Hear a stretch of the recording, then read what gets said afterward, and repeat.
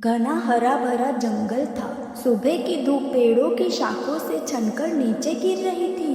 नदी के किनारे बड़े से पीपल के नीचे एक प्यारा सा गधा रहता था। नाम था गोलू। गोलू मेहनती था, सीधा साधा और सबसे बढ़कर दिल का बहुत साफ। उसका सबसे अच्छा दोस्त था कब्बू खरगोश।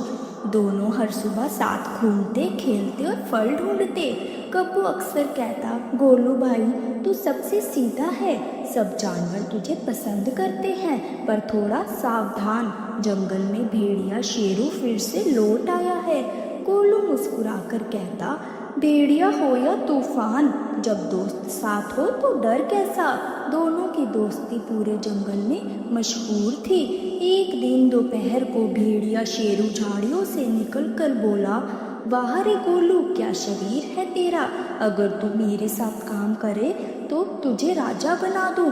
गोलू भोलेपन से बोला, राजा, मैं तो खुश हूँ जैसे हूँ।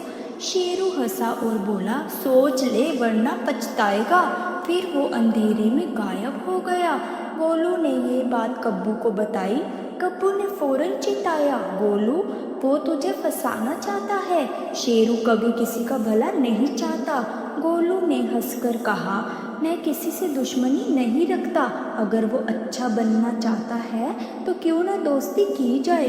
कब्बू ने सिर पकड़ लिया, अरे मूर्ख, कुछ लोग दोस्ती नहीं फायदा देखते हैं। अगले दिन भेड़िया फिर आया। इस बार वो फलों की टोकरी लेकर आया। गोलू, ये मेरे जंगल वाले हिस्से के फल हैं, दोस्ती की निशानी समझो। गोलू ने खुशी से फल कब्बू के साथ बांटे, लेकिन कब्बू ने नोटिस किया कि फल अजीब महक दे रहे हैं। उसने तुरंत गोलू को रोका, ये फल मत खा, इसमें कुछ गड़बड़ है। गोलू ने सूंघा तो उसे भी हल्की बदबू आई। तब उसे समझ आया कि शेरू कुछ गलत कर रहा है। अगले दिन गोलू ने भेड़िया से कहा, शेरू भाई, कल के फल बहुत स्वादिष्ट थे, आज भी कुछ लाए हो। भेड़िया मुस्कुराया, हाँ गोलू, पर आज का तो मजा ही कुछ और है, चल मेरे साथ झरने के पास। गोलू बोला, जरूर, पर मेरा दोस्त कब्बू भी चलेगा। भेड़िए का चेहरा उतर गया, लेकिन उसने हाँ कर दी। तीनों झरने के पास पहुँचे। वहाँ पत्थर के कुछ मांस और जाल पड़ा था। कब्बू ने धीरे से गोलू के कान में कहा, देख, ये जाल तुझे पकड़ने का है, ये तुझे गिराकर खा जाएगा। गोलू समझ गया कि अब वक्त आ गया है भेड़िए की चाल उसे ही सिखाने का। वह जोर से बोला, शेरू भाई, मैं तेरे लिए कुछ खास लाया हूँ, पर तू आंखें बंद कर। भेड़िया लालच में आंखें बंद कर लेता है।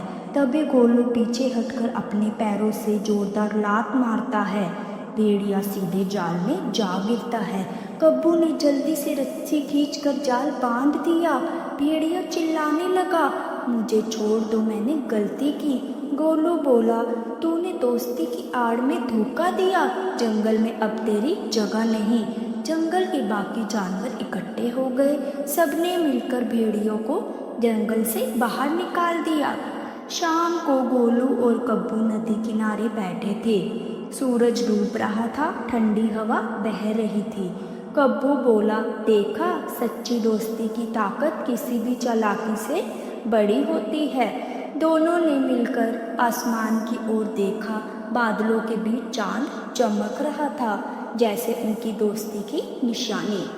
तो यह कहानी हमें सीख देती है कि चालाकी से बनी दोस्ती टिकती नहीं और सच्चे दिल की दोस्ती कभी हारती नहीं।